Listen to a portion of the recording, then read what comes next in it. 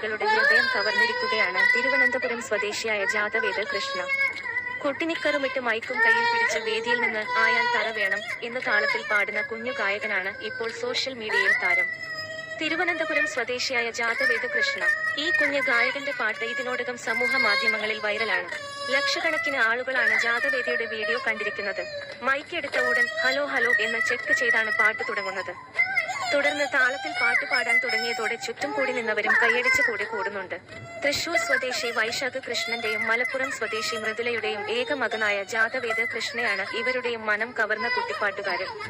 മുത്തശ്ശന്റെ പിറന്നാളിന് വേദിയിൽ കയറി പാട്ടുപാടി വൈറലായതൊന്നും ജാതവേദ് അറിഞ്ഞിട്ടില്ല.